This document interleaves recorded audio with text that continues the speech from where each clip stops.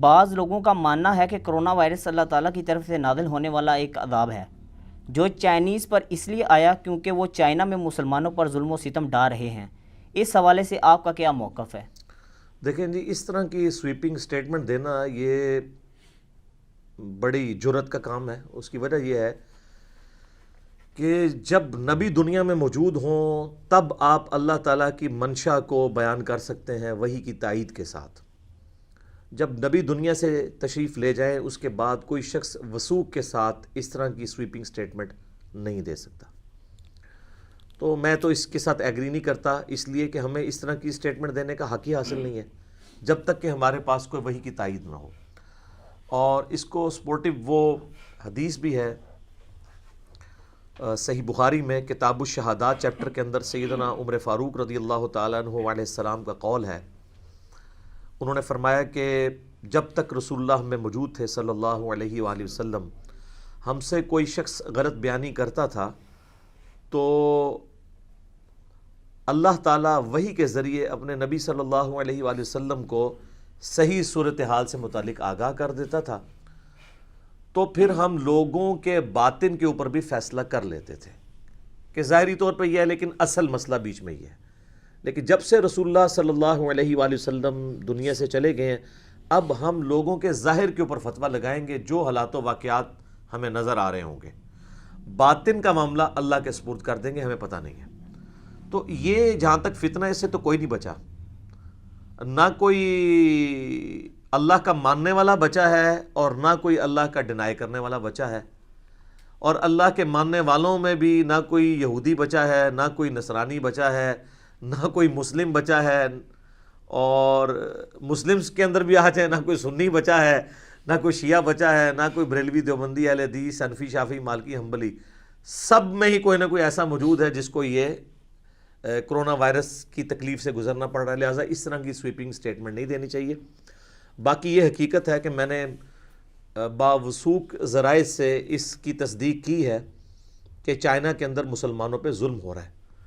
اور آپ کو یاد ہوگا جب UNO میں تقریر کی تھی پرائم منسٹر نے، اور وہ ماشاءاللہ ہماری ویڈیو آلموسٹ 6 لاکھ سے زیادہ لوگوں نے یوٹیوب پہ دیکھی ہے، اس میں بھی میں نے پرائم منسٹر سے یہ گلہ کیا تھا کہ آپ نے جہاں پر کشمیر کے مسلمانوں کا ذکر کیا، فلسطین کے مسلمانوں کا ذکر کیا، وہاں پر چائنا کے مظلوم مسلمانوں کا ذکر کرنا بھی بنتا تھا۔ تو میں نے تو اس وقت بھی یہ آواز بلند کی تھی، ظلم ہو رہے ہیں یقیناً۔ بہرحال یہ جو کوئی بھی اس طرح کی آزمائش آتی ہے یہ اللہ تعالیٰ کی طرف سے اس کی ایک ڈیوائن ریزن اس اعتبار سے تو ہے کہ اللہ تعالیٰ کا اپنا علم ہے، اس کا اپنا ایک فیصلہ ہے کہ کس جگہ پہ کون سی وبا بھیجنی ہے اور کس وقت میں بھیجنی ہے۔ یہ ایک مسلمانوں کا عقیدہ ہونا چاہیے، اس کو اور کسی چیز کے ساتھ ریلیٹ کرنے کی کوشش نہ کریں۔ البتہ یہ بات ضرور ہے کہ سنن ابن ماجہ میں صحیح سند کے ساتھ ایک حدیث ہے کہ نبی صلی اللہ علیہ وآلہ وسلم نے فرمایا کہ میری امت میں جب اعلانیہ فحاشی یعنی بے حیائی اعلانیہ ہونا شروع ہو جائے گی تو اللہ تعالیٰ کی طرف سے طاعون اور کئی ایک ایسے امراض جو ہے نازل ہوں گے جو نہ تم نے دیکھے نہ سنے ہوں گے۔ تو اس میں صرف یہ مرض نہیں، اور بھی کئی ایک امراض ہیں جو پہلے ایگزسٹ نہیں کرتے تھے، مثلا اب ایڈز کا مرض تو پہلے نہیں ہوتا تھا۔ تو اس طرح کی چیزیں سامنے آ رہی ہیں، لیکن ایک بنیادی عقیدہ سمجھ لیں کہ اللہ تعالیٰ نے اپنی کتاب کے اندر جو اس طرح کے ڈیوائن ڈیسیژنز ہیں ان کے بارے میں کیٹاگوریکل مینشن کر دیا ہے۔ سورۃ الحدید کی آیت نمبر 22 اور 23 ہے، پارہ نمبر 27 کے اندر جو مسلمانوں کو ایک عقیدہ بتا دیا گیا ہے کہ چاہے کسی انڈیویجول کو کوئی تکلیف پہنچے یا اوورآل کمیونٹی کو یا ورلڈ لیول کے اوپر، خواہ وہ کوئی زلزلہ ہو، کوئی ایپیڈیمک ڈیزیز ہو، متعدی مرض ہو، وائرل ڈیزیز ہو، یا وہ کوئی سیلاب ہو یا طوفان ہو، ٹورنیڈوز ہوں، یہ ساری آفات، اس کے بارے میں اعوذ باللہ من الشیطان الرجیم، بسم اللہ الرحمن الرحیم، سورۃ الحدید آیت نمبر 22 اور 23۔ ما اصاب من مصیبت فی الارض، کوئی بھی مصیبت نازل نہیں ہوتی زمین میں، ولا فی انفسکم، اور نہ تمہاری جانوں میں، الا مگر یہ کہ فی کتاب من قبل ان نبرأہا، ہم نے وہ لوح محفوظ میں اپنے پاس پہلے ہی لکھی ہوئی ہے، اس سے پہلے کہ ہم اسے پیدا کریں۔ کوئی بھی تکلیف چاہے وہ پوری انسانیت کے اوپر ہو یا کسی ایک انڈیویجول کے اوپر۔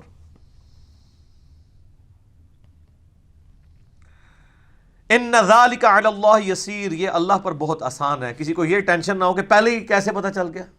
یہ اللہ پہ بہت آسان ہے۔ سر وہ سورۃ الانعام میں تو یہاں تک آیا ہے کہ خشکیوں میں اور سمندروں کی گہرائیوں میں کوئی درخت کا پتا بھی گرتا ہے تو اس کے علم سے، زمین کی گہرائیوں میں کوئی دانہ بھی پھوٹتا ہے تو اس کے علم سے، اور اس کا علم اتنا کامل ہے کہ اس نے یہ سب کچھ پہلے ہی لکھ لیا۔ اللہ اکبر کبیرا والحمد للہ کثیرا وسبحان اللہ بکرۃ واصیلا لکی لا تأسوا علی ما فاتکم، یہ ہم نے اس لیے کیا تاکہ تم کف افسوس مت ملو اس پر جو تم سے جاتا رہا، ولا تفرحوا بما آتاکم، اور اس پہ شیخی مت بگاڑو جو تمہیں ہم نے دیا، یعنی نہ ملنے کے اوپر شیخی بگاڑو اور نہ چھن جانے کے اوپر افسوس کرو۔ واللہ لا یحب کل مختال فخور، اللہ تعالیٰ پسند نہیں کرتا ان تمام لوگوں کو جو شیخی بگاڑنے والے ہیں، اکڑنے والے ہیں، اللہ تعالیٰ کو وہ پسند نہیں ہے۔ تو یہ کلیئر کٹ یہاں پہ آ گیا۔ بہرحال اس کا ایک اور پہلو بھی ہے جو سورۃ البقرہ میں آیا کہ جب بنی اسرائیل نے اپنے پیغمبروں کی تعلیمات سے روگردانی کی تو اللہ تعالیٰ نے ان پر آسمان سے ایک عذاب نازل کیا۔ سورۃ البقرہ کی آیت نمبر 59 ہے، بڑی مشہور ہے، پہلے پارے کے اندر ہی، اعوذ باللہ من الشیطان الرجیم، بسم اللہ الرحمن الرحیم۔ فَأَنزَلْنَا عَلَى الَّذِينَ ظَلَمُوا رِجْزًا مِّنَ السَّمَاءِ، پس ہم نے نازل کیا ان ظالموں پر جنہوں نے انبیاء کی تعلیمات سے روگردانی کی، رِجْزًا مِّنَ السَّمَاءِ، آسمان سے ایک عذاب، بِمَا كَانُوا يَفْسُقُونَ، بسبب اس کے کہ وہ فسق کیا کرتے تھے، اللہ کی نافرمانیاں کیا کرتے تھے۔ تورات میں اس کی ڈیٹیل ملتی ہے کہ یہ جو آسمان سے عذاب نازل ہوا یہ پلیگ کا مرض تھا، طاعون کا، جس میں لاکھوں لوگ جو ہیں لقمہ اجل بنے۔ ایون آپ گوگل میں جا کے لکھیں تو آپ کو یہ پتہ چلے گا کہ 13ویں اور 14ویں صدی عیسوی کے اندر، یعنی آلموسٹ 8 سے 700 سال پہلے، 200 ملین لوگ، یعنی 20 کروڑ لوگ پوری دنیا کے اندر مر گئے تھے طاعون کے مرض سے، اور دنیا کی آبادی 30 سے 40% کم ہو گئی تھی، اور آندہ 200 سے 300 سال لگے تھے وہ آبادی پوری ہونے میں۔ سر اس طرح دنیا مرتی تھی۔ صحیح بخاری اور مسلم کے متفقن علیہ حدیث ہے کہ اللہ تعالیٰ نے آسمان سے طاعون کا مرض نازل کیا بنی اسرائیل پر عذاب کی صورت میں۔ تورات میں بھی ملتا ہے اور بخاری مسلم بھی اس کی تصدیق کرتی ہے سورۃ البقرہ کی آیت نمبر 59 کے کانٹیکسٹ میں، اور اس میں ان کو ہلاک کیا گیا۔ تو اللہ تعالیٰ کے لیے تو کوئی مسئلہ نہیں ہے، عذاب کی کوئی شکل بھی نازل کی جا سکتی ہے، لہٰذا یہ عذاب کی شکل بھی ہے۔ لیکن بخاری مسلم میں ساتھ یہ الفاظ ہیں، نبی صلی اللہ علیہ وآلہ وسلم نے فرمایا کہ یہ عذاب تو تھا بنی اسرائیل کے لیے، اور میری امت میں بھی جو فسق کرنے والے لوگ ہیں ان کے حق میں یہ عذاب ہوگا، لیکن اس میں جو اہل ایمان مارے جائیں گے تو وہ اللہ کے حضور شہید لکھے جائیں گے۔ سبحان اللہ۔ یعنی اس سے یہ بھی پتہ چلا کہ نبی علیہ السلام نے پہلے ہی بتا دیا کہ یہ نہیں ہے کہ یہ صرف نافرمانوں پہ عذاب آئے گا، بلکہ جو اللہ کے تابع فرمان ہیں وہ بھی اس عذاب کے اندر دنیا کے رول کے اندر تو آ جائیں گے، یعنی موت تک پہنچ جائیں گے، لیکن یہ موت ان کو شہادت کی موت ملے گی۔ اور آپ کو پتہ ہے کہ جنگ یرموک کے جو فاتح ہیں سیدنا ابو عبیدہ ابن جرح رضی اللہ تعالیٰ عنہ، اور ان کے بعد جو ان کے بعد گورنر بنے معاذ ابن جبل رضی اللہ تعالیٰ عنہ، یہ دونوں پلیگ کے مرض میں، طاعون کے مرض میں فوت ہوئے ہیں، کیونکہ اس وقت شام میں یہ مرض پھیل گیا تھا۔ تو لہٰذا یہ کوئی ڈیفائن نہیں کر سکتا کہ کس کے لیے عذاب ہے اور کس کے لیے جو ہے وہ ایک آزمائش ہے اور وہ ہے۔ البتہ ایک موٹی سی ڈویژن ہم کفر اور اسلام کے اعتبار سے تو ضرور کر سکتے ہیں، لیکن یہ کہنا کہ جی فلاں جگہ فلاں لوگوں نے ظلم کیا تو اس کی وجہ سے یہ ہو گیا، تو ظلم تو سر کب سے ہو رہے ہیں، ٹھیک ہے جی۔ تو اور یہ جب پھیلا ہے تو اب اس وقت مور دین 157 کنٹریز میں کرونا وائرس کا یہ مرض پھیل چکا ہے، اور ٹاپ آف دا لسٹ جن ملکوں میں پھیلا ہے ان میں تو مسلمان ملک بھی شامل ہیں، ٹھیک ہے، ایران شامل ہے، سعودیہ والوں نے کتنی ریسٹرکشن کی ہیں، پاکستان والوں کے تو ہمیں فگرز کا اعتبار نہیں ہے کیونکہ یہاں تو ایک عادت ہے فگر چھپانے کی، اور اب دیکھیں اچانک نکلنا شروع ہو گئے ہیں کس طرح، تو ابھی پتہ نہیں، ہمیں تو کوئی اعتبار نہیں، واللہ عالم۔ تو معاملات تو اس طریقے سے پھیل رہے ہیں، لہٰذا اس کو کوئی عذاب کے ساتھ اس طریقے سے ریلیٹ نہ کریں۔ بہرحال ہمارا ایٹیچیوڈ یہ ہونا چاہیے کہ ہم رجوع الی اللہ لے کر آئیں۔ اس طرح کی جتنی بھی تکلیفیں ہیں، سورہ سجدہ میں آتا ہے، اللہ تعالیٰ فرماتا ہے کہ ہم آخرت کے بڑے عذاب سے پہلے دنیا میں بھی چھوٹے چھوٹے عذابات بھیجیں گے تاکہ تم اللہ کی طرف رجوع کرو۔ ہمارا ایٹیچیوڈ یہ ہونا چاہیے کہ ہم رجوع الی اللہ کریں، اور اس چیز کو تو چھوڑ دیں، یہ تو کیٹاگوریکل ڈیسیژن ہے سورۃ البقرہ میں، وَلَنَبْلُوَنَّكُمْ بِشَيْءٍ مِّنَ الْخَوْفِ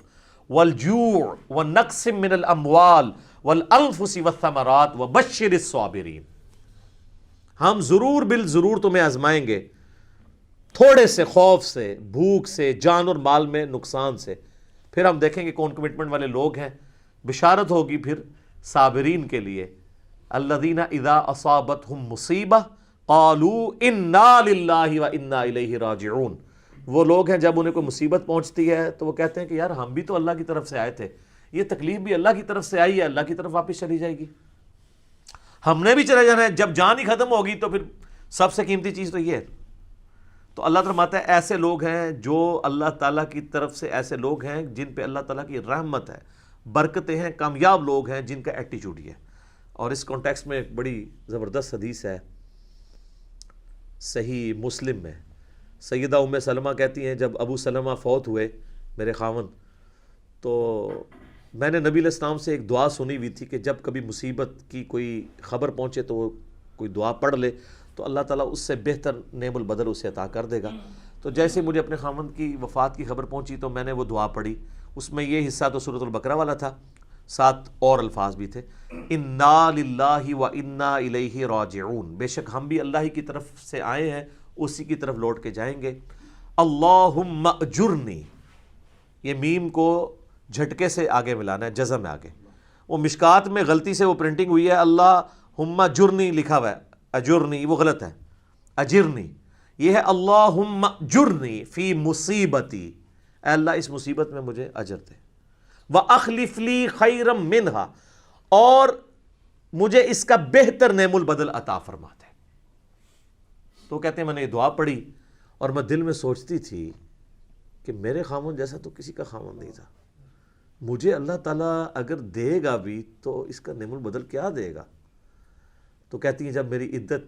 کے دن ختم ہوئے تو نبی علیہ السلام نے پیغام نکاح کا بھجوا دیا، ام المومنین بن گئی، اور سر یہ وہ ام المومنین ہیں جو سب سے آخر میں فوت ہونے والی ہیں، یہ 63 یا 64 ہجری میں فوت ہوئی ہیں، واقعہ کربلا ان کی زندگی میں ہوا ہے،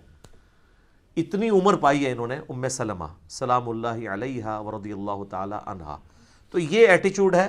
لہٰذا میں اس سوال کی طرف واپس آتا ہوں جو کئی لوگوں نے وہ کمنٹس کیے ہوئے ہیں کہ جی وہ چائنیز نے مسلمان عورتوں کے نقاب اتروائے ہیں تو اللہ تعالیٰ نے دیکھے ان کے اوپر ماسک پہنا دیے ہیں، تو سر صرف انہوں نے تو نہیں کیا، کئی یورپین ملکوں میں بھی یہ کچھ ہو رہا ہے، ٹھیک ہے، وہاں پہ بھی، لیکن اس لیول کا نہیں ہے۔ بہرحال دیکھ لیں چائنا نے تو کافی حد تک اس کو کنٹرول بھی کر لیا ہے اور اب پوری دنیا کو اسسٹنس پرووائڈ کر رہے ہیں وہ۔ ہمارا ایٹیچیوڈ یہ ہے کہ جو بھی کوئی تکلیف آئے رجوع الی اللہ لے کر آئیں، اللہ کی طرف سے آزمائش سمجھیں،